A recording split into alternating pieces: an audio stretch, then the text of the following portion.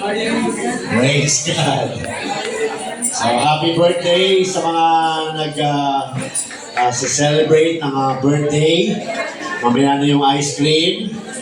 Okay na yan, naiintindihan namin yan. Thank you, Lord. Oo.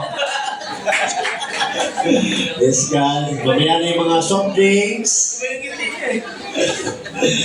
Joke. Amen! Magandang umaga sa inyo lahat. Thank you, Lord. At magandang umaga sa ating church sa Japan, sa live. Magandang umaga sa ating lahat. So ating topic ngayong araw ay repentance, remorse, or reformation. Yan, no? Mahalaga po ito mga kapatid, no? Para malaman ng tao kung paano ba talaga mag-repent. Yan, no? So marami na tayong pag-aralan nung nakaraan, no? Kung paano ba talaga mag-repent. No? Ibig sabihin ng repentance ay turning back. Yan, no? From your sin unto God. So dalawang step yun, no? Turning back from your sin and going to the Lord. Yan. Pero meron po kasi aralin na repentance. Paalam natin yung repentance. Pero meron ding remorse. Kasi may mga nagsasabi, wala naman akong ginawang masama. Yan. Kaya sigurado ako. Yes, God. Yung iba naman, nagbago na ako. Gumagawa na ako ng mabuti ngayon. Yan, no? Dati gumagawa ng mabobote. Dati, no? Mabobote. Yan. Pare! Yan. Nalalasing. No? Ngayon, gumagawa na ng mabuti. Yan. Yung O, pinalita na ng U. Yan, no? Mabuti na. Pero meron ding remorse. Galit sa sarili. So ating pag-aaralan para malaman natin kung asan ba tayo sa tatlo. Ikaw ba ay nasa repentance? Ikaw ba ay nasa remorse? O ikaw ba ay nasa reformation? Yan, mahalaga ito mga kapatid, no? Dahil baka akala natin, no? Makasama na tayo sa rapture, biglang naiwan ka pala. Bakit kaya? Yan. Kaya kailangan malaman natin, no? So sabi ito mga kapatid, no? Sa ating mga lessons na nakaraan, naunawaan na natin ang ibig sabihin ng repentance. No? Praise God. So, buksan natin ating Bibles in the book of Matthew 27 verses 3 to 4. Matthew 27 verses 3 to 4. Ito po yung nagpapatukoy kay Judas. Kung naalala niyo si Judas, mga kapatid. Praise the Lord. Sabi dyan, then Judas, which had betrayed him, betrayed niya si Lord Jesus. When he saw that he was condemned, repented himself. So nagrepent daw si Judas. And brought again the 30 pieces of silver to the priests and elders. At sabi niya sa 4, saying, I have sinned in that I have betrayed the innocent blood. And they said, what is that to us? See thou to that. So makita natin dito, no, si Judas, ano ba sa Tagalog yung binitray? Ha? Pinagkanlulo. O, yun. Pinagkanlulo ni Judas si Jesus. Ha? Pinagkanlulo. Sige, ano na lang. Binitray niya. Tapos ang usapan. No? Binitray ni Judas si Jesus. Kapalit, 30 silvers. No? 30 silvers of coins. Yan ang kapalit, mga kapatid. Pero hindi niya alam na ang usapan nila, ituro lang. Bayaran ka namin, 30 silvers of coins, ituro mo kung nasan si Jesus. Pero nung nalaman niya na i-condemn pala yung ituturo niya, ibang usapan na yun. No? Sabi nga niya dyan, no? I have sinned in that I have betrayed the innocent blood. So nalaman niya na siya ay nagkasala. Praise God. No? Nalungkot siya, nasaktan siya. Amen. So, sino dito nagkakasala na nalulungkot? Ang taas ang kamay. Di ba, no? Alam mo, magkasala ka, wow, nagkasala ko, praise the Lord. Hindi ganun. Di ba, no? Di ba, tuwing nagkakasala tayo, malungkot tayo. Tapos parang ayaw mo na magpatuloy. Tapos bubulungan ka pa ng jablong, hindi ka karapat-dapat. Huwag ka na magpatuloy. Hindi ka magbabago. Di ba, ganyan ang David, mga kapatid? Sasabayan yung feelings mo. Yan, no? Sasabayan yung lungkot mo. Sasabayan yung galit mo. Ilang beses ka na naggalit sa nagagawa mong kasalanan? Sino dito nakaranas na galit ka na sa nagagawa mong kasalanan? Taas sa kamay. Di ba? Di ba pag nakagawa tayo ng kasalanan na paulit-ulit, nagkakaroon ka na ng galit? Praise God sa ginagawa mong kasalanan. Yan, no? Nagkakaroon ka na ng kalumbayan, kalungkutan, discouraged, sad, andun na lahat. No? Kaya parang nangihina ka. Praise God. Ganyan ang naramdaman ni Judas. Sinoli niya yung 30 silvers of coin, pero hindi talaga tunay na repentance yun. Yan, tignan natin. Kasi sabi niya, mga kapatid, the word repented sa Matthew 27, 3-4 na binasa natin kanina lang, found in the verse 3, does not mean repentance. Hindi pa rin repentance, praise God, no? Ang ginawa ni Judas. Sinoli niya yung 30 silvers of coin. Totoo yun. No? Pero hindi pa rin repentance yun. Hindi pa rin kompleto. Yan. It comes from a Greek word that means emotion. Yan, no? Yung naramdaman niya, dahil sa nakita ng tao, binalik niya yung 30 silvers of coin. Parang repentance kasi yung kinuha niya, binalik niya. So maganda, di ba, no? Pero hindi pa rin kasi kaya niya sinuli yun dahil sa kanyang emotions. Dahil sa kanyang galit. Dahil sa kanyang pagsisisi na nagawa niya yun. Kaya niya sinuli yun. Kasi sabi dyan, it comes from a Greek word that means emotion, remorse, or anguish. Galit sa sarili. Yan, no? So, nararanasan natin yun, di ba? Pag nagkakasala tayo, di ba, yung emotions natin affected. Di ba? Malungkot ka. Tapos, nagkakaroon ka na ng galit sa sarili mo. Nagkakaroon ka na ng galit sa kasalanan mo na nagagawa mo. Nagkakaroon ka na ng galit. Disturbed na yung iyong isip, yung iyong heart, yung iyong feelings. Nandun na lahat. No? So, hindi yan repentance. Praise God. So, paano ba? Judas definitely felt a lot of anguish. Turado yun. Kung ikaw gumawa nun, di ba, naturo mo si Jesus, innocent, tapos hinuli dahil sa'yo. Sigurado, mararamdaman mo yung galit sa sarili mo. So, Judas definitely felt a lot of anguish and remorse for what? For betraying Jesus Christ. Amen. Sa nagawa niya. Yet, he did not experience true repentance. Pero hindi pa rin niya. Kahit nararamdaman niya yan. Ito, kailangan maunawa natin to. Kasi pag nagkakasala tayo, nararamdaman natin. Di ba? Pag nagkakasala tayo, may nararamdaman tayong lungkot. Lahat na. Praise God, no? Repentance na ba yun? Pag nakaramdam ka ng lungkot, pag nakaramdam ka ng galit sa sarili mo dahil sa nagbawa mong kasalanan, repentance na ba yun? Hindi pa rin. Emotions yan, no? ng consequence, ng effects na ating nagawa. Yun yun, pero hindi pa yung repentance. Hindi pa rin. Kasi sabi dyan, hallelujah. Judas definitely felt a lot of anguish and remorse for betraying Jesus Christ, yet he did not experience true repentance. Bakit? He did not change his mind. Hindi kasi nagbago ang kanyang pag-iisip. Praise God. So, pag nagkasala ka, nagkaroon ka namang sama ng loob, galit sa sarili mo, no, hindi pa repentance. Ang repentance ay pag nag-umpisa na nagbago na ang iyong pag-iisip. Yun yung repentance talaga, no? He did not change his course. So, sino dito ang gumagawa ng kasalanan na paulit-ulit? Magsusorry ka. O, pinag-aralan natin, di ba, no? Pag nag-sorry ka, hindi pa rin repentance yun.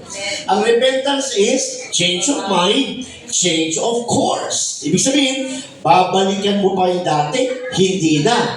Yung course mo na ginagawa mo dati, hindi mo na binalikan. May pagbabago na. Si Judas hindi nagbago eh. No? Although naramdaman niya yung sadness, yung pain, yung grief, yung anguish, lahat naramdaman niya, emotions, lahat na ng pagsisisi. No? Kaya di ba, pagka nagkakasal tayo, di ba meron tayong feeling na pagsisisi? Papailing ka pa nga. Di ba? Pero hindi pa rin repentance yun. Kailan maunawa natin ito. Bago mag-rapture, kailan matagpuan talaga tayo nasa repentance. Kasi repentance, daily, tuloy-tuloy na pagbabago. Ibig sabihin, daily. Huwag mo isipin yung bukas. Huwag mo isipin yung kahapon. Isipin mo yung ngayon. Ginagawa mo pa rin ba ngayon yung ginawa mo kahapon? Gagawin mo pa rin ba ngayon yung ginawa mo kahapon bukas? Kaya today, no? Sabi nga ng isang preacher, no? Tomorrow will never come. Yeah, because every time na matulog ka, pag gising mo, it is today. So, huwag mo isipin yung tomorrow. Kalimutan mo na yung kahapon. Isipin mo yung ngayon. Kasi ngayon ka dadatnan ni Lord. Hindi bukas, hindi kahapon. Mayroon ka lang ngayon. Kaya ngayon ka nakafocus. Nandyan ka ba sa repentance? Praise God. Kasi sabi diyan, no? Hindi siya nagbago na kanyang course or his directions. Hindi na nagbago ang kanyang direction. Yan. Kaya kung sino dito, no? Praise God, ang nagkakasala at nalulungkot, maganda na rin yun na nalulungkot ka. Pero hindi pa rin yun enough. Ang tinitignan ni Lord, magpagbabago ng isip. Yan, no? Upuan mo, mag-desisyon ka na. Paulit-ulit ako, Paulit-ulit ako. Di ba? Anong gagawin ko dahil paulit-ulit ako? Pag dumating sa Lord ngayon at paulit-ulit ako, alam mo ma-rapture ka, hindi ka ma-rapture. Praise God, no? Kaya ngayon ang sinigaw una ni Peter sa Acts 2:38. Then Peter said, repent and be baptized. Which is, talikta mo na yung sarili mo at sumunod ka na kay Lord. Kasi yung andun ang power kay Lord, no? So, mind ang una. Kailangan mong magdesisyon. So, hindi pwede nga, at saka na ako pag magbabago pag na-feel ko na. Oh, emotions yun, hindi pwede. Magbabago ka dahil na-feel mo. E paano kung manhid ka? Manhid ka na sa kasalanan mo. Wala ka ng feelings, no? Dire-diretso ka na. So hanggang may feelings ka na nalulungkot ka, blessing pa din. No? Pero pag wala ka nang nararamdaman sa ginagawa mo, delikado na yan. No? Dapat yan talaga na ginigising na. No? Sabi dyan, number 1, change of mind. Okay, sa ano muna yung course? Ano yung change of mind? You need to sit down and talk to yourself. Gusto mo bang maligtas o gusto mo maimpyerno? Di ba? Kailangan mo talaga mag-isip. No, may pastor, may brother, may sister, may elder, andyan na lahat ng mga leaders, andyan na lahat ng mga mentors. Wala silang magagawa kung hindi mo didesisyonan. Diba? Kahit ipag-pray ka pa ni pastor. Si Judas ka, nakasama niya mismo si Jesus sa Last Supper. Nakasama niya. No? Praise God. Pero siya pa rin ang magdidesisyon. Dumating sa kanya ang Word of God. Dumating sa atin ang Word of God. So, hindi ito by feelings. Amen. Pag na-convict na ako, hindi ganun. Eh kung hindi ka ma-convict. Kasi conviction, feelings na naman yun. No? Ang Word of God ay very indicative. Mamamatay ka pag hindi ka magre-repent. Feel ko hindi totoo, ay bahala ka. Feel mo hindi totoo? Pag nasunog ka na, feel mo talagang totoo. Pero huwag natin paabutin doon. Di ba? Ilagay ang feelings sa labas. Ilagay ang salita na. Di ba sabi nga sa Bible, the heart is deceitful above all things. Who can know it? Maging yung may-ari ng heart. Hindi niya alam ang heart niya. Bakit? Tuwing dumadating si temptation, si heart nagdidikta ng gagawin. Kaya kinakailangan ng Word of God para may mag-control kay feelings. Kaya ang feelings na walang Word of God, no?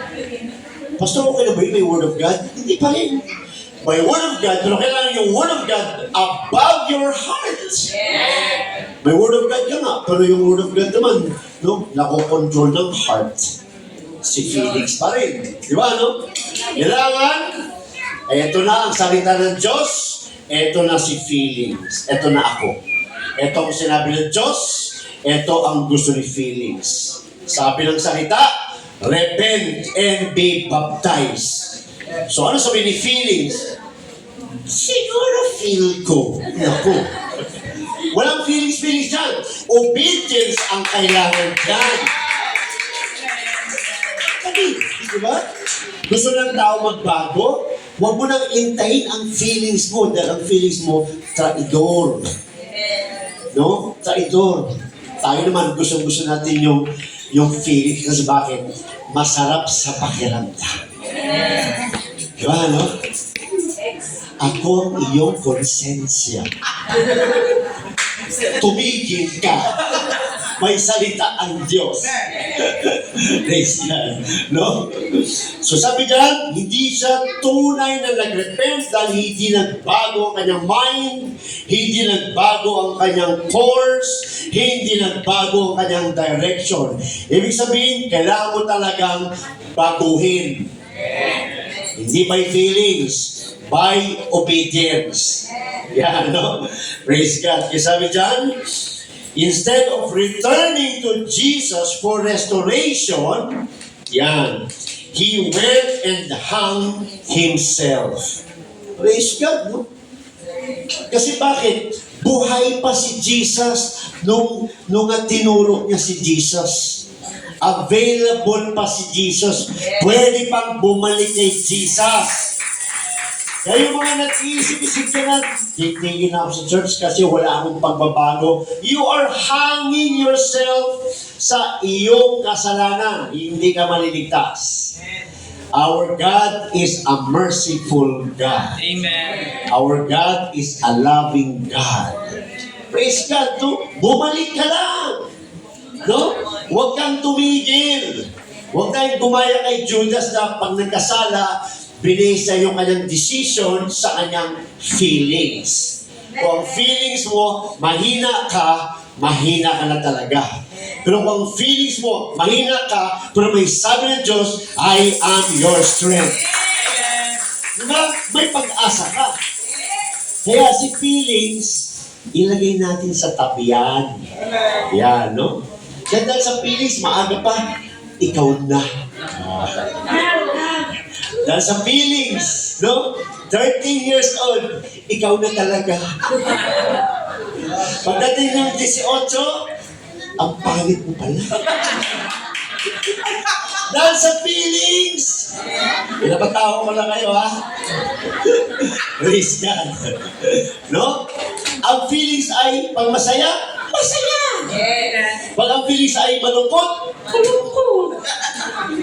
Hindi pwedeng nakabase ang feelings ang ating pagsunod sa salita ng Diyos. Praise God. Dahil ang salita ng Diyos, hindi nag-fade, hindi nagbabago. Kaya sabi nga nila sa Old Testament, gaano ka man kapula, papuputiin kita. Diba? Ang tao lang naman ang nag-judge dahil sa feelings. Dahil sa feelings nila, hindi ka na magbabago. Wala ka ng pag-asa. Hindi ka tinawag. Andun na lang, dahil sa feelings, nasasabi na yun. Pero kahit na ano ang narinig natin, tandaan natin, kahit anong klaseng discouragement ang marinig mo, tandaan natin, we have the promises of God. We have the Word of God. Kaya hawakan natin. Kaya kahit nanghihina ka, sabi ni Lord, come to me, all ye who are heavy laden. Bibigyan kita ng kapahingahan. Diba? Bakit? Kasi kung susunuin natin, nakakapagod. Yan ang nangyari kay Judas, napagod siya sa kakaisip ng kanyang ginawa. Galit siya, anguish, remorse. Bakit? Di ba? Napapansin niyo pag nakagawa ka ng kasalanan, no? Kahit nakahingi ka na ng tawad, iniisip mo pa rin. Amen. Oh. Si Felix yan. Hawakan natin ang salita ng Diyos. Pag pinatawad ka, pinatawad ka. Pag hinugasan ka, hinugasan ka. Si Felix na ito yan. Walang word of God si Felix. Kaya ang mahalaga, meron tayong word of God. Sabi dyan, hallelujah, ginagbago ka niyang isip, ginagbago ka niyang course, ginagbago ka niyang direction. Instead na bumalik siya kay Jesus, pinatay niya ang kanyang sarili. Praise God. True repentance brings about a change. Tunay na repentance. Kaya nga, yun ang sinabi kong sabihin niyo sa bautis sa kanina. Are you in repentance? Are you in repentance? Nasa repentance ka ba? Praise God. Kaya mahalaga itong Bible study, mga kapatid.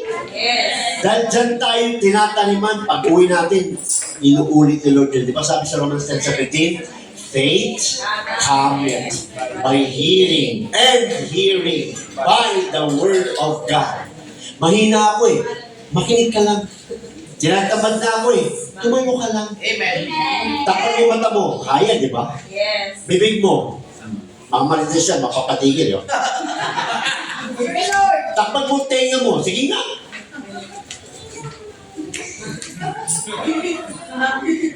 Di kaya.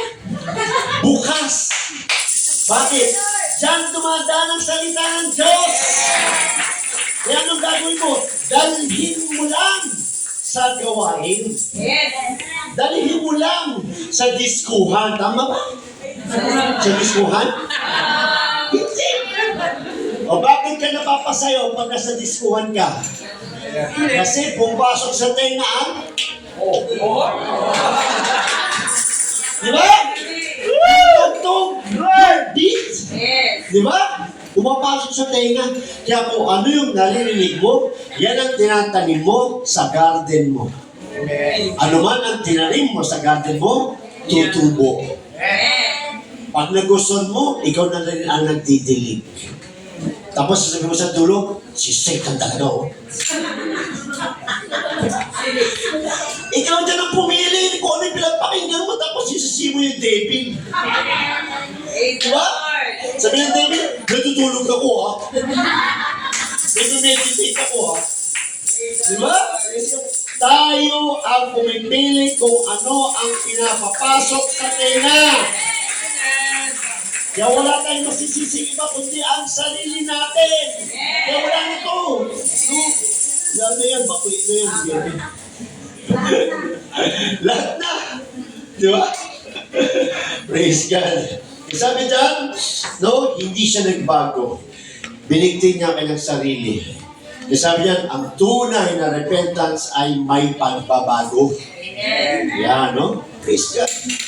Sabi nito, no, for example, dun sa Luke 22:54 hanggang 62, nagpapatungo ito kay Peter. Di ba? Bago nangyari yun. Di ba? Sabi ni God sa kanya, sabi ni Jesus sa kanya, bago tumilaok ang cock 3 times, i-deny mo ako. Ano ibig sabihin nun? Bago mangyari ang kasalanan, andun na ang Word of God. Amen. Ganon din tayo. Bago tayo mag-commit ng kasalanan, meron na tayong Word of God. Ano nangyari? Ba't nangyari kay Peter yun? No? Hindi niya binigyan ng focus ang Word ni Jesus sa kanya. Bakit tayo nagkakasala? Hindi natin minimeditate na maigi ang nakasulat sa Bible. Kaya tayo nang kakasala. Bakit? Andiyan lang si Bible. Yan. Nauuna si feelings. Di ba? May Bible ka. Nauuna naman yung feelings mo. Hi, Brad. Hi, sis. May Bible ka. May Word of God ka. Pero, hindi mo iniisip. Nauuna si feelings. Kaya, yun ang nangyayari. So, kailangan mo kausapin sarili mo. Huwag ka lang magpakita sa iba. Pag kinakasap mo sa sarili mo, baka padala ka sa mental hospital. Di ba? Kailangan mo umupo. No? Kailangan mo ng tulong. Kay Pastor, hindi. Kay Brad, hindi. Kay Sister, hindi. Sa aking bahay, lalong hindi. Di ba? Kay Lord. Kausapin mo si Lord, tapos action. Magbabasa na ako, Lord. Hindi ko mabago sarili ko. Pag hindi ka lumapit dito, magbibigti ka rin eh. Di siguro, Pastor, magbibigti ako. Hindi na ibig sabihin. No? Mamamatay ka rin. Nagdesisyon ka na rin magpakamatay. Andiyan ang pag-asa eh. Ayaw mo lapitan. Mga bilib sa sarili. Di ko kailangan mag-church, mabait ako. Mamaya, tatalakay natin kung gano'n ka kapait. Praise God. Sabi dyan, no, si Peter, sabi sa 54 hanggang 62, sabi niya, then they took him and led him and brought him into the high priest's house. And Peter followed after off. And when they had kindled a fire in the midst of the hall and were sat down together, Peter sat down among them. So nung hinuli nila si Jesus, sumusunod si Peter from far. Yan. At ang sabi dyan, and he, sabi niya sa 56, but a certain maid beheld him, tinignan siya as he sat by the fire, and earnestly looked upon him and said, this man was also with him. O, di ba, no? Born again din yan. Ano sabihin mo? Hindi! Hindi ko alam ang born again. Di ba? Ano sabi ni Peter? And he denied him, saying, woman, I know him not. Grabe. Di ko yan kilala. No? Praise God. Kilala mo ba si Brother Tanter? Hindi! Di ko kilala yan. Pero may mga picture kayo. Pagdating sa labas, ikinakaya mo na pala si Brother Tanter. Di ba kaibigan mo, hindi sino ba yan? Di ba? Dininay niya si Jesus, mga kapatid. At alam natin, 3 times yun. At nung nangyari yun, saan na nakalagay doon? Sa verse 60. Jump tayo sa 60. Yan. 61. Nangyari yun, tumilaok na yung cock. Ano ba yung cock? Manok? Yes. Rooster. Tandang.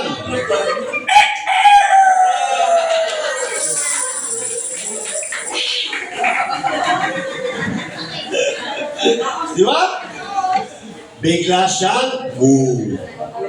Naalala niya bigla ang sinabi ni Jesus sa kanya.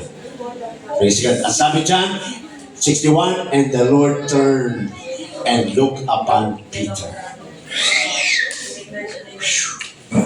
Di ba? Tinignan ka na lang. Tinignan ka na lang ni Lord.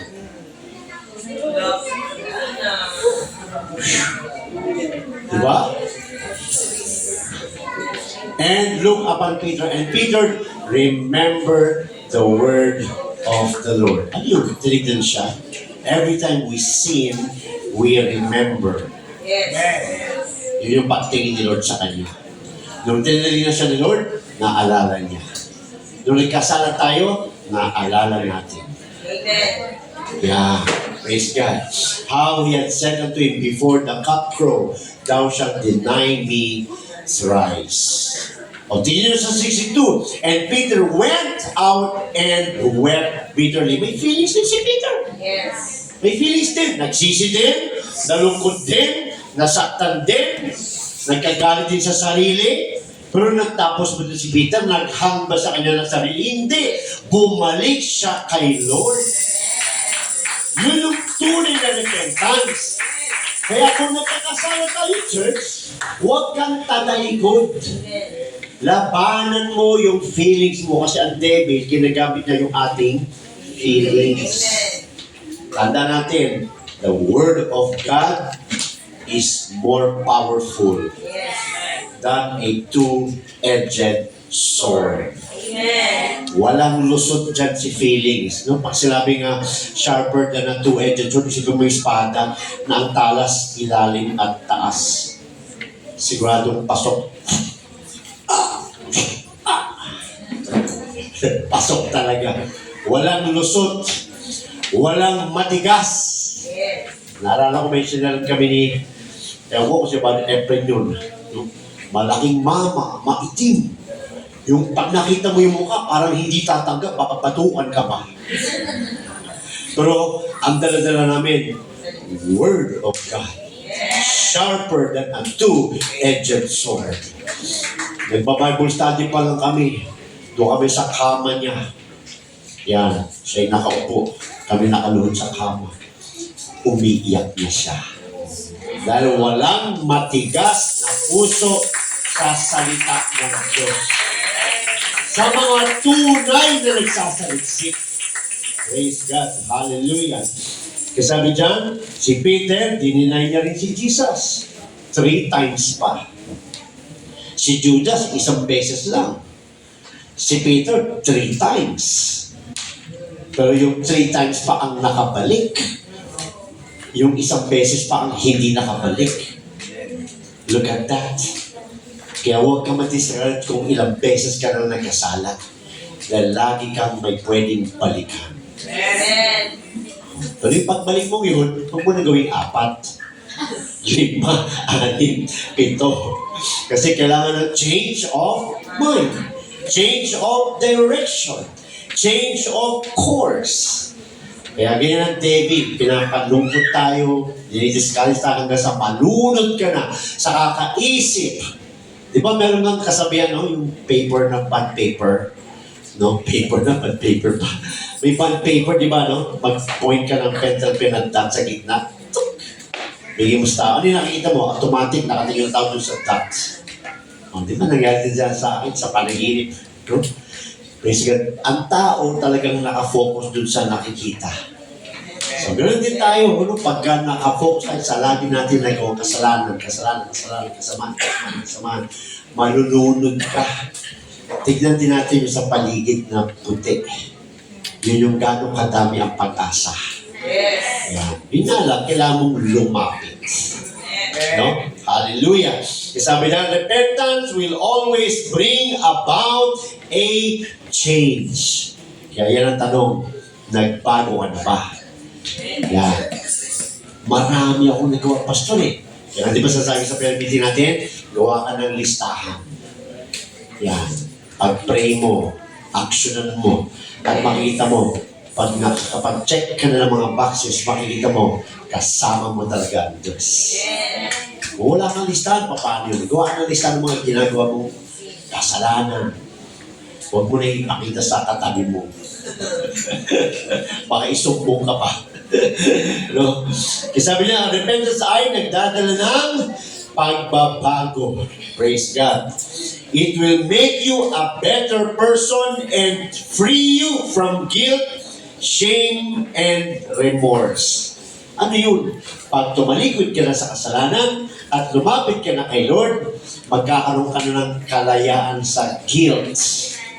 Bakit? Hawak mo na yung sinabi niya. Hawak mo na yung promise ni Lord. 1 John 1:9. No? Na pag nag-confess ka, faithful siya and just siya na magpatawad sa'yo. No? Eh kung hindi ka lalapit kay Lord, paano mo mawawala ang guilt sa'yo? Andyan pa rin yan. Pero may nangako sa'yo. Yan. Hinawakan mo yung pangako ni Lord Jesus. Remorse is a feeling of deep regret. So, sino nakakaramdam ng ganyan ngayon? Sino ba merong deep regret ngayon dyan? Baka hanggang ngayon, hanggang pa rin. Di ba, no? Magsisisi pa rin, no?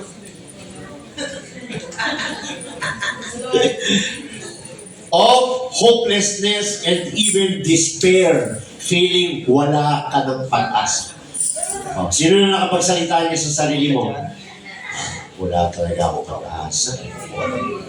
Di ba? Kasi ayaw natin lumapit kay Lord.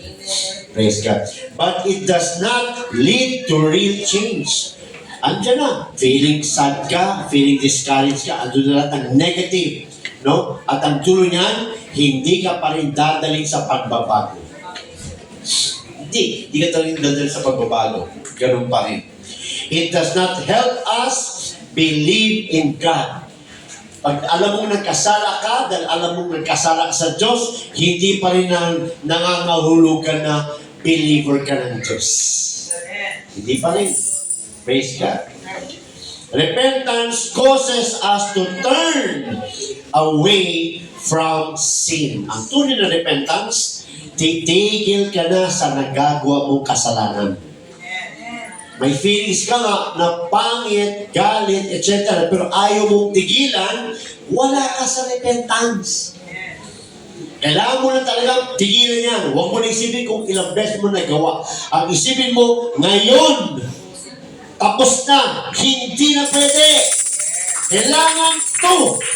Kaya kung hindi, walang pag-asa.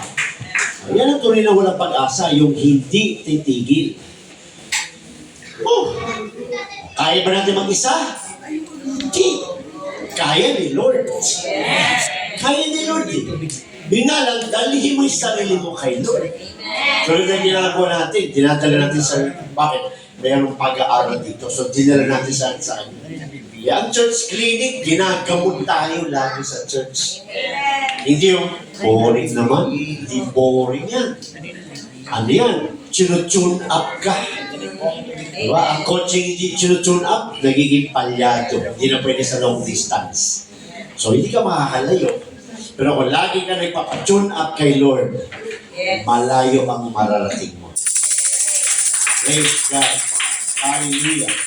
Sabi niya, it causes us to turn away from sin and helps us have faith in God to be filled with His Spirit. Di ba? Praise God. Gusto mo mapuspos, taligdan mo na yung kasalanan mo. Yes. Gusto mo maramdaman ng presensya ng Diyos, taligdan mo na ang mga kasalanan mo. Change of mind, change of direction, change of course. Ang kapalit, presence of God, peace of mind, joy unspeakable. Yes.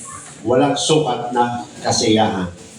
So yan, no? Hindi siya nag-repent, no? Kasi may mga nangangaral si Judas daw nag-repent. Hindi. Bakit? Yung sinuli niya yung 36 verse, pero hindi siya bumalik kay Lord. Nagpakamatay siya. Ano yung sabi ng remorse? Galit sa sarili. Kaya tandaan natin yan. Pag nagkasala tayo, praise God, magkaroon ka man ng galit sa nagagawa mo, galit sa sarili mo, etc. Huwag natin kalimutan, andyan lang si Lord para luhuran, humingi ng tawad, lapitan, balikan, para mawala ka sa remorse. Kasi pag hindi ka lumapit kay Lord, dadalhin ka niyan sa distraction. Distraction ng dulo ng galit sa sarili, remorse. Hallelujah. Kaya kita yung mga nawawala sa church, hindi bumalik kay Lord, ano nangyari? Nakita nyo bang lalong naging maayos? Hindi, lalong lumala. Yes. Amen. Kasi wala, sinarili. Ganun ni Lord Judas, lalong lumala dahil sinarili. Praise God. No? Kaya kung nagiging negative tayo, huwag kang titigil. Yes. The hope is in you. Hallelujah. Repentance is more than reformation. Ito naman ay reformation. Praise God. Ano ba yung reformation? Reformation is ito ka, this is me, okay, dumating sa kalagitnaan ng buhay ko ang salita ng Diyos. Masama pala yung ginagawa ko. Magbabago na ako. Yan. So mula dito, ito yung Pasko. Yan. Dumating dito sa buhay ko yung Word of God. So mula dito, nagbago na ako. Maganda, di ba? Amen. Nagbago eh. Yes. Parang malalim lalo yung repentance, maunawaan natin. No? So, maganda, buhay ko, i-bless ako, nagbago buhay ko.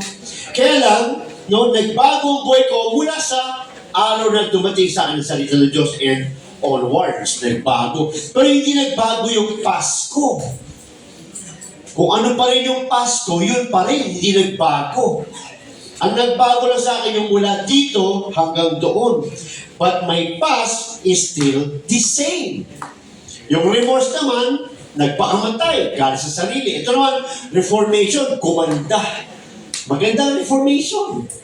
At yan ang tinuturo ng karamihan ng church. Lagi lang sa reformation, ang water baptism daw ay hindi na kailangan. Hindi na alam ang kapangyarihan ng water baptism. Amen. Ang water baptism means repentance. Turning back from sin unto God. Be baptized in Jesus Christ's name. Kaya nga sabi sa Acts 2:8, no? Then Peter said, repent and be baptized. Just turning from your sin unto God. Bakit? Ano nagagawa ng water baptism? Bago ka gumawa ng panibagong magaganda, buburahin muna ni Lord ang iyong history. Yes. Kaya sabi niyan, for the remission of sins. So mula nun hanggang patuloy, bago ka na. Yan ang nagagawa ng repentance. Sabi dito, no, to reform means to improve one's character or conduct. So nag-improve.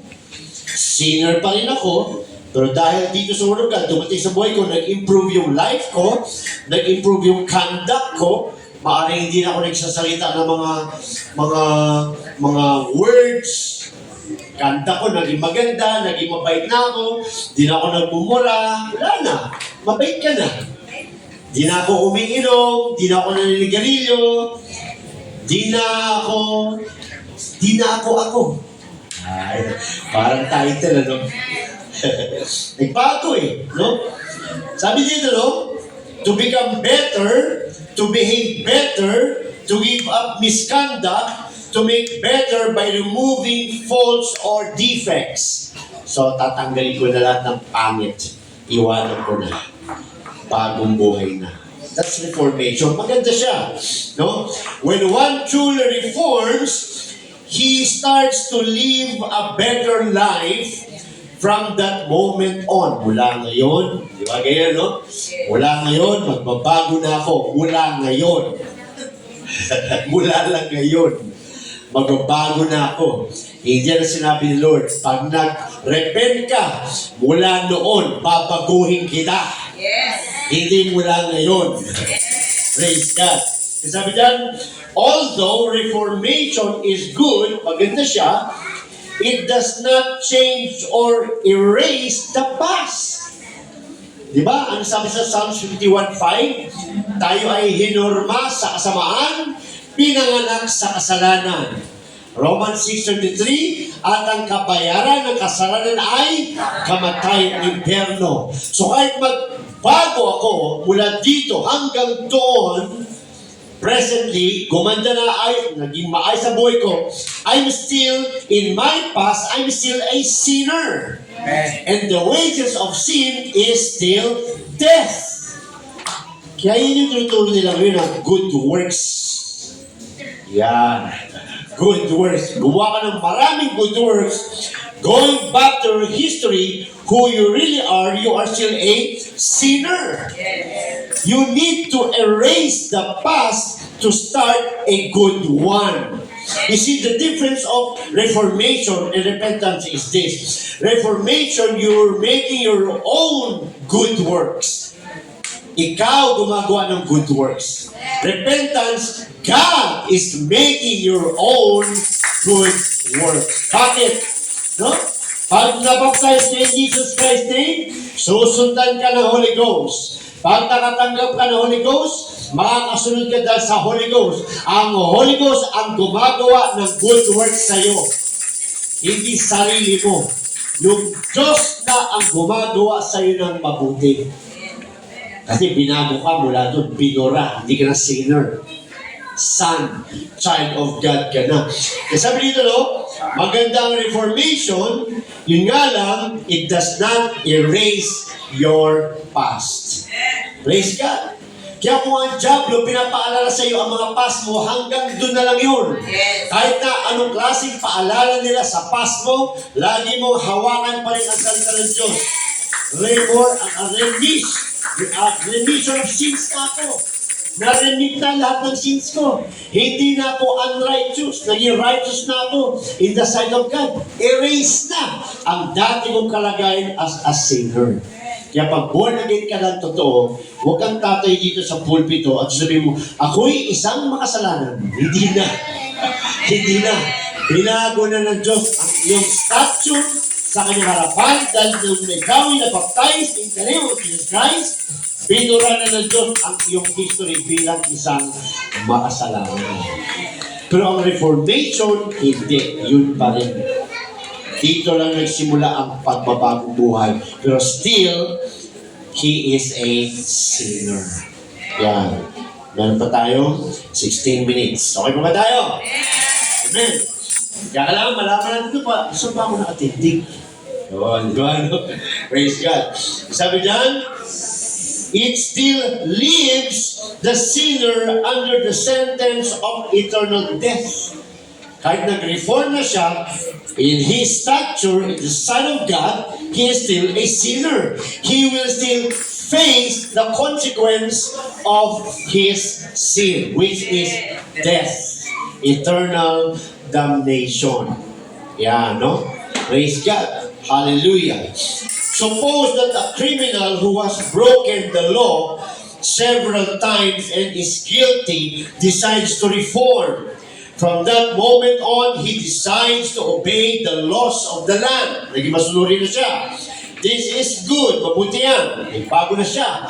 Ano siya? Dati siyang lawbreaker dito sa lupa. Pero nagbago na siya. Law abider na siya.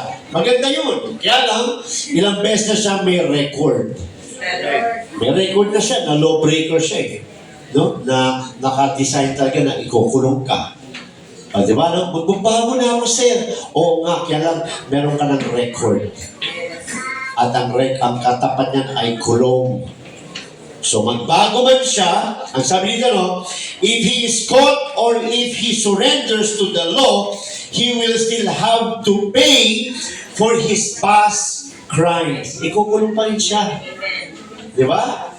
Hindi naman pwede nga, nakapatay ka. Oo nga, sorry na talaga. Bukas na hindi na ako papatay. Sabi ni Sir Lolo, o sige, huwag ka na pumatay ha. Hindi ka na ng law of the land. O sige, magbago ka pag nakalabas ka na sa kulungan. O doon pa na sa kulungan, magbago ka na. Praise God. Babayaran pa rin niya yung kanyang past crimes. Ganun din, pag ang tao ay nag-reform, nagbago na siya, pero ayaw niya magpapaptize in the name of Jesus Christ, there will be no remission of sins. Mamamatay pa rin siya.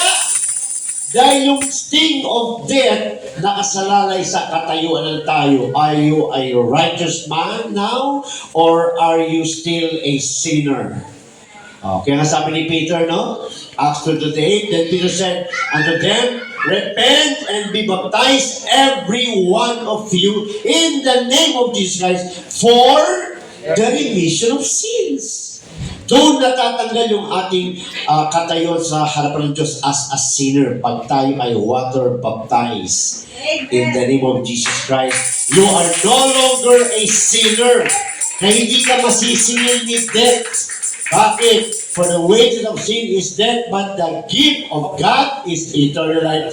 Through Jesus Christ, dumaan ka kay Jesus Christ. Kaya hindi ka pwedeng singilin ng Diablo pag ikaw ay namatay. Pero, huwag natin kalimutan, ang repentance ay tuloy-tuloy. Tuloy-tuloy. Praise God. Hallelujah. Tingnan sa Hebrews 8:13. Kung di ako nagkakamali. Hebrews 8:13. In that he set a new covenant, he had made the first old. Now that which decayeth and waxeth old is ready to vanish away. Ready pa lang mawala. Hindi sinabing nawala na. Ready pa lang. Ibig sabihin, ang law, nakatutok pa rin sa tao na pag siya'y nagpapatuloy sa kasalanan, praise God, para niya nang binabalik yung sarili niya sa kamatayan. Praise God. Hallelujah. Kaya, hindi po totoo yung one save, save forever. Hindi totoo yun. Walang ganun. No? Hallelujah. Kaya nasabi dun sa Romans 8:1, ang sabi sa Romans 8:1, church ang kausap dyan. Romans 8:1, there is therefore now no condemnation to them which are in Christ Jesus. Okay na, kay Lord Jesus na ako. Pero sabi dyan, who walk not after the flesh, but after the Spirit. Kaya huwag mong isipin, baptized na ako eh. Repeated na sins ko eh. Malaya na ako eh. Ang expectation dyan, pag baptized ka, makakareceive ka ng Holy Ghost. Pag nakareceive ka ng Holy Ghost, yun ang maglilid sa'yo to walk not in the flesh, but in the Spirit.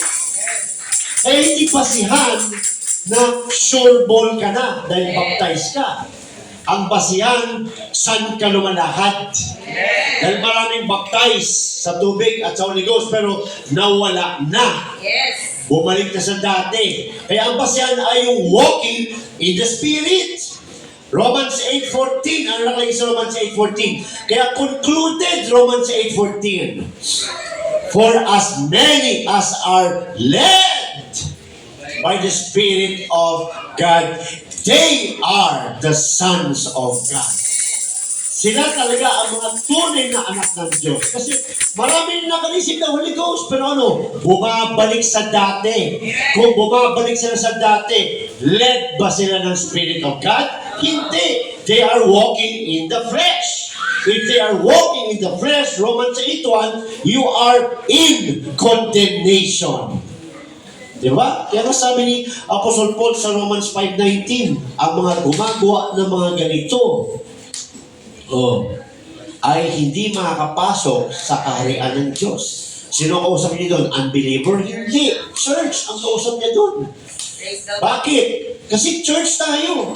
Pero lahat ba dito talagang perfect na sumusunod sa Holy Spirit? Hindi. Yung nagkakasala, okay lang, nagpapatawad ng Diyos. Pero yung living in sin, yan yung sinasabi dyan. Praise God. Kaya bato-bato sa langit, ang tamaan ay praise the Lord. Diba? Pag tinamaan ka, masakit pero salamat. Kasi pambukaw yun eh. Diba? Diba pag ang nanay natin, ay natin pakinggan, binabato ka na tayo, huy, kanina pa kita tinatawag. Hindi ka nakikinig, laro ka ng laro. Diba? Bato-bato sa langit, ang tamaan ay salamat. Praise God. Praise the Lord. Kasi sabi dyan, magbabayad pa rin siya sa kanyang nagawang kasalanan. Dahil sabi sa Psalm 51:5, tells us that we were all born in sin, iniquity. Pinanganak tayo lahat sa kasalanan. Ang ugat mo ay mangga. Yan. Hindi pwede nga mangarap ka ng manchanas pero ang ugat mo mangga. Diba? Hindi naman pwede nga ugat mo mangga at minsan ang bunga mo mangga, minsan ang bunga mo manchanas.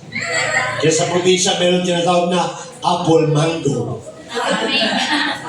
Hindi pwede. Kung apple ka. Kung mangga ka. Pumili ka kung ano gusto mo. Mangga o manchanas. Praise God. Ang palaya daw, layo na nun. Gutom na yun. Ang palaya daw. Woo! Muli natin ang Diyos mga kapatid. Hallelujah. True repentance brings about an immediate change in a person's conduct. Yan. Ano yung immediate change? Conduct. Yan, yung testimony mo, bago na. Hindi pwedeng dito, ay, ang bait-bait mo sa Lula Church eh. Talagang you're the best. Pagdating sa school sa pisa, ang pangit-pangit mo! Wala kang kwenta! Iba pala, no? Mangga, manchanas. Mangga, manchanas. Dapat manchanas. Hindi nagbabago, loob at labas. Alam niyo ba yung manchanas? Mamaya. Ha? Hindi manchanas kasi pinlancha na eh. Planchado! Manchanas hindi yung kinagat. Tumakas lang ako.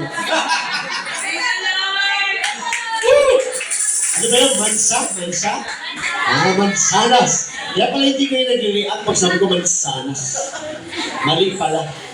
Amen. When we look at the Old Testament, we learn that the prophets of Israel were continually calling their nation to repent from idolatry and return to God. Diba? Lagi sila lagi nagsasabi si God sa kanila, no, there is none beside me. There is none before me, nor after me. There is none like me. I am the Lord your God. Lagi nagpapakilala ang Diyos na siya ay nag-iisang Diyos. Praise God. At sabi nito mga kapatid, many of the kings of Judah brought about a reformation, nagbago. They tried to improve or correct the faults in their nation. They destroyed many idols and stopped many evil practices that were abominations to the Lord. But the hearts, pero yung puso, di ba? May nagbigay sa atin yan last time, no? Of the people were not turned to God. Yan. So yung pinakamalalim talaga, no? Tinaligdan mo yung kasalanan mo, etc. Ano ba talaga ang dahilan kung bakit mo tinaligdan ang kasalanan mo? Lalalim tayo. Kasi repentance is not just turning back from sin. It's actually more on unto God. Yes. Amen. Yung iba kasi, tumigil na ako dyan, ayoko na yan eh. Ayoko na talaga yan, ayoko na. Nagbago na ako, ayoko na. Okay, ayoko na talaga, ayoko na ulitin. Saan ka na? Kay God na ako. Ano ibig mo sabihin kay God na ako? Tumalikod ako sa kasalanan ko dahil sa kasalanan mali. Tumalikod ako sa kasalanan ko dahil ginusto ko na ang Diyos. Yun! Kailangan lumalim ka. Bakit ka tumalikod dahil sa kasalanan? Yes, partly. Pero ano ba talaga yung main reason? I want to have a real, a true relationship with my Savior. Diba? Kamusta ang relationship natin sa Savior? Lagi mo ba siyang kausap? Diba? Nakita mo mga ulo yun. Glory to God. Diba, no? Maganda yung naging epekto. Diba? Tumigil ka na. Okay na. Feeling okay ka na. Pero kamusta ang relationship mo kay God? Nagpe-pray ka ba? Kasi when you turn back from your sin, unto God means, this time, I will give time to God. This time, I want to talk to Him always. This time, I want to pray to Him always. This time, I want to feel His presence always. Doon na. Ibang level na. No, dito ka na ngayon. Iiwanan ko ng sanlibutan sa likod, sa ilalim, dyan na yan sa baba. No? Yun na yun. Dahil kung wala ka doon, kung tumalikod ka lang sa kasalanan, tumigil ka sa kasalanan, lumipat ka lang sa kabila, andun ka pa rin sa salibutan. Kaya pagtigil mo, pagtalikod mo, umakyat ka na kay Lord. Doon ka na! Para hindi ka mahatak ng salibutan, doon ka na kay Lord sa presence ni Lord. Yun yung unto God. Kaya yung iba madaling napupuspos dahil unto God. May relationship sila sa Diyos. Hindi lang nag-church. Iba yung mga relationship, mabilis umiyak, mabilis makaramdam ng presence ni God. Bakit? Hindi lang sila dito, pati sa kwarto nila. Hallelujah.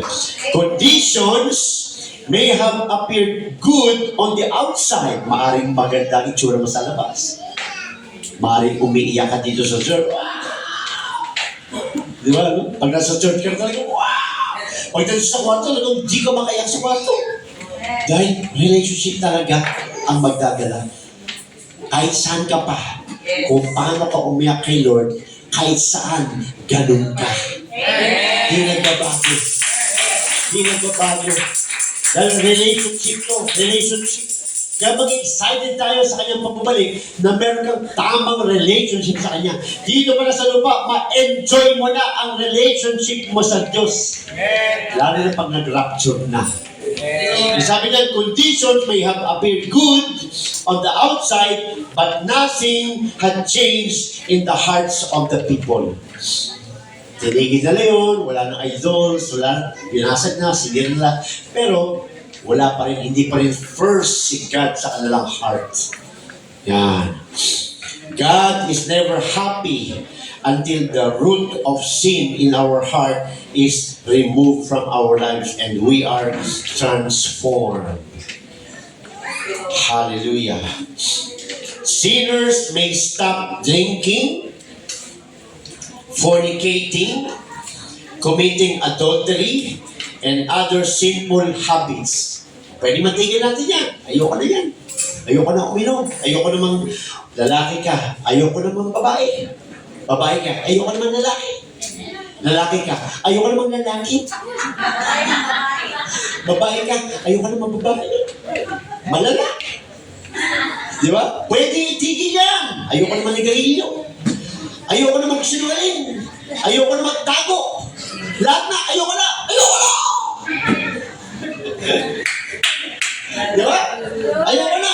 Pero sabi dito, no? Only, sabi yan, sinners may stop drinking, fornicating, or committing adultery, or other sinful habits, but that will not bring about salvation. Hindi pa rin dadalhin, hindi ka pa rin dadalhin niya sa salvation. Tinigil mo lang eh. Di ba? Reformation kasi yun. Nagbago ka lang. But that will not bring about salvation. Only the Holy Spirit can change us within, to make us new creatures in Christ. So anong dulo? Our only hope is to really repent and be baptized in the name of Jesus Christ and receive the Holy Ghost.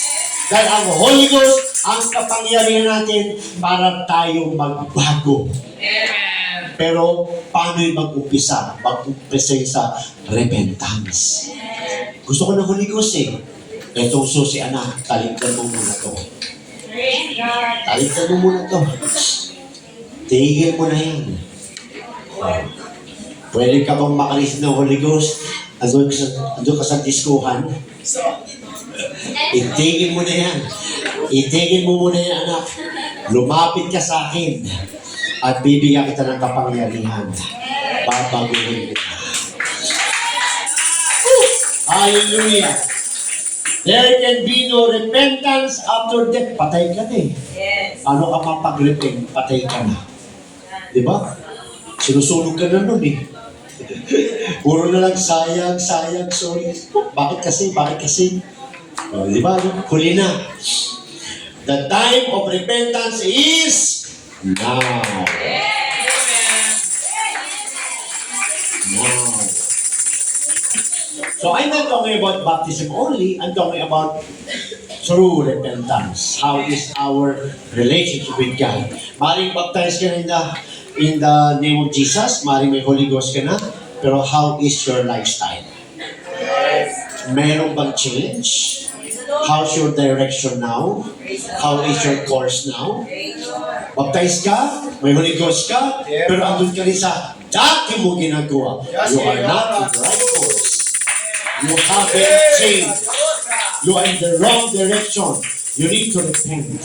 So repentance is not only in water baptism, it's daily. Pagbabago, pagtalikod, araw-araw, pagsunod, pagpapasakot, araw-araw. Yun yun. Diba sabi nga ni Paul, sinisigurado ko na araw-araw No? Pinapasa ilalim ko ang aking sarili sa salita ng Diyos. Bakit? Anytime pwede pong mag-rapture. Yes. Huwag natin hawakan yung baptized na ako in Jesus Christ's name. Huwag natin hawakan yung meron na akong Holy Ghost. Ang hawakan natin, nasa pagbabago na pa ako. Dalawa yun eh. Yung iba, nasa pagbabago na ako. Huwag mo hawakan yun, nasa pagbabago ka na. Dahil kung hindi ka naman baptized in Jesus' name, sinner ka pa rin. Kung wala kang Holy Ghost, sinner ka pa rin. So dalawa yun. So they need to be baptized. They need to receive the Holy Ghost. Yung isa naman, baptized na ako. Naka-receive na ako ng Holy Ghost. Nasa repentance ka na ba? Nabago ka na ba? Bakit? Wala ka ng excuse. Bakit? May power na binigay sa'yo. May power na. Acts 1:8. You shall receive power after that the Holy Ghost is come upon you. O, sige natin sabay-sabay. Power! Power! I have it! Amen. Praise the Lord. I have it. Di ba? Okay na yun. No?